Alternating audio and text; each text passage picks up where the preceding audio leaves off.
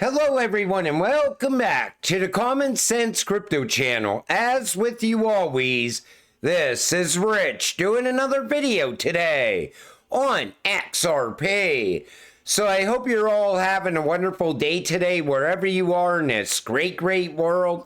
We're gonna talk about XRP. And once again, this is the 1-day chart. We're sitting here just above 51 cents. And again, there's no real price movement. We're still stuck in that same channel between 50 and 55 cents. And we've been in that channel for well over a month now. And everybody's just waiting for XRP to break out. I see people in the comments section, though, say, when is alt season going to begin? People on X DM me, are we in alt season yet? And I'll show you where I think we are right here. So when you look at the path to alt season, phase 1, Bitcoin, flow of money moves into Bitcoin causing price surges. Phase 2, Ethereum. Ethereum is outperforming Bitcoin, and we hear talks of the flippening. Phase 3, large caps. Ethereum has been outperforming Bitcoin and large caps are going parabolic. Phase 4, alt season. Large caps have gone full vertical and we're seeing blow off tops. Mid caps, low caps, micro caps all tend to pump around the same time.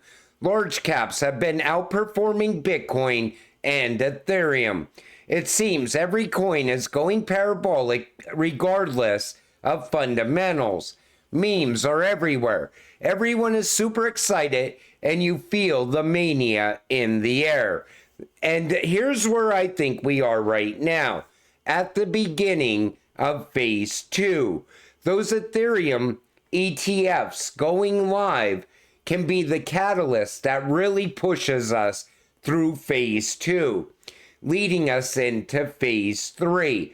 But we're just not there yet. And by the time we hit phase 4, you could literally throw money into anything and you will get decent returns. That's what's coming. And you know, everybody always says to me, how come XRP isn't moving? How come XLM, XDC, HBAR, QNT, Alga, why are they not moving in price when we see these other cryptocurrencies popping off right now? Well, this guy sums it up right here. Take a listen. This is because of bad policy, and I could argue this very effectively because I do it day to day, which is the people building utility are the ones blocked. Okay, like this is what is so incredibly frustrating, is that the people that exactly when you get in trouble is when you add utility according to the current thinking of regulators, okay? And so you're actually incentivized to do something like a meme coin. Take notice, he said, once you add utility, all of a sudden you have problems with regulators. And the reason for that, look at what XRP does. It disrupts the banking system. It disrupts cross-border payments. It takes money out of the pockets of the big banks because it reduces all the fees. Plus, it moves money in a matter of seconds instead of a matter of days. And that's what's really holding back all of these utility-driven cryptocurrencies. And when it comes to memes, those will disappear with regulations once we finally get regulations put in place, because they also want to create a safe space for crypto. They want to allow the normies to get invested into crypto in a safe way. That you can't have new investors coming in and being victims of blatant rug pulls. I didn't want to know how I wanted to word that, but that's what it is. It's like they want to create a safe space on one hand, but once we do get regulations, all of a sudden, you got the green light for utility-driven cryptocurrencies at the same time. But that's what's holding them back. And you know, you could look at any ISO cryptocurrency right now, and it's way undervalued. There's no way that the real price of XRP is 52 cents. There's no way the price of H bar is under 10 cents. The real price of these cryptocurrencies is much higher. And I just did a video a few days ago where 2024 is the year that we're actually going to see the fair market value on a lot of these cryptocurrencies. That's also coming in the short term. And then, everybody always says, well, why did I get into XRP when I did? I could have just waited until it started popping off. But when XRP pops off, it's going to happen very fast. XRP might move last, but when it goes, it really goes. You're either holding or all of a sudden you're buying halfway up a massive green candle. Or maybe you're buying the top of a massive green candle. But this is how lucky you actually are. The U.S. launch it's an extremely important milestone on this journey of normalizing the asset class as well as bringing things onto the blockchain in general. And so I think it's very, very constructive. Still, almost all of the money is retail, which is interesting.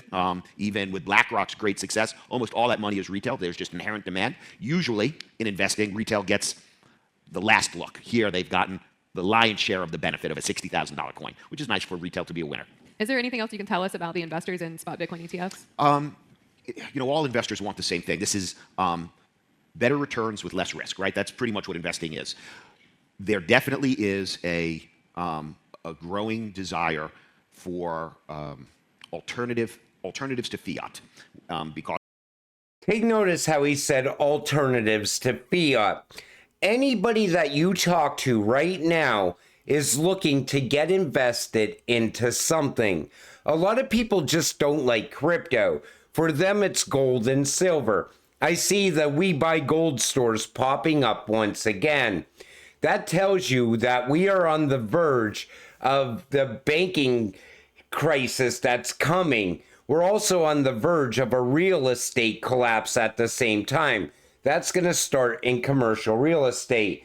But you are lucky because you got into crypto before the institutions got here. And he's talking about Bitcoin ETFs. He already knows the path forward for those. Those are all going to become tokenized, and they're going to end up on all these other networks. That's where I think the real value is going to be sitting, not in Bitcoin, but on the networks that these ETFs are sitting on. You know why? Because people are going to want to move that value. They're not going to want to just sit there and look at the value. They're not retail investors. Most of them, they're institutions that are looking out for their investors. So they got to move that value into something else to get better returns, maybe. Or maybe they tie those Bitcoin ETFs into tokenized gold at some point. We don't really know where this is going, is what I'm saying. But you can't borrow against those ETFs. So they have no value right now. Once they become tokenized, that's when the value will show up. And that's why I said we really don't need an ETF for XRP. This comes from Mr. Man. This is how adoption happens. Incentives are no longer provided to correspondent banking, and they're extended to digital banking. Any banks or financial institutions that do not make the shift, they will not succeed in the industry, according to the European Central Bank, ERB Eaton. So what's going to happen is, as everything goes to digital, you're going to have banks that sit on the sidelines waiting to get involved. And they're going to most likely hold out until the very last day that they can.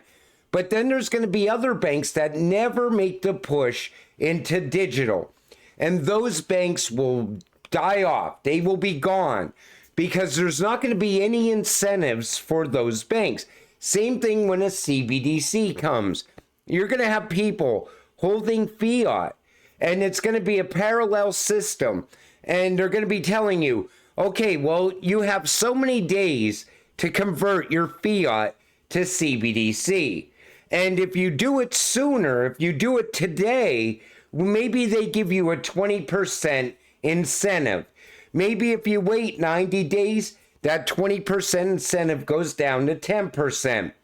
And if you decide to continue holding paper money, eventually it will become worthless because they are pushing us towards a cashless society.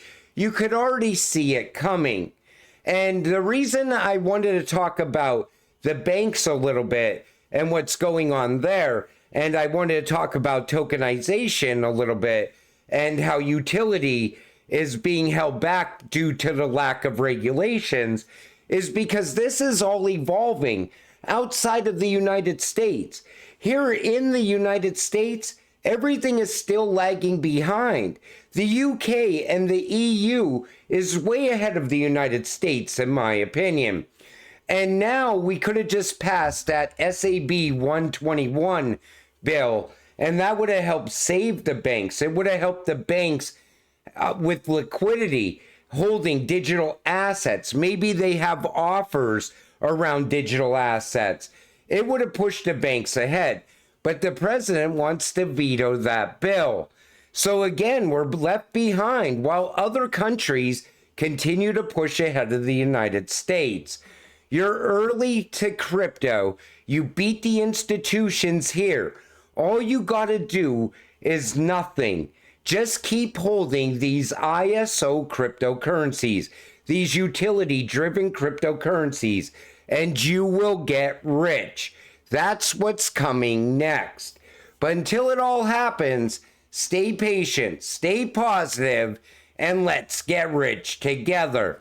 With that said, I'm going to wrap up this video. I want to thank you all for watching. I appreciate all of you. I'll see you in the next one. Have a great night.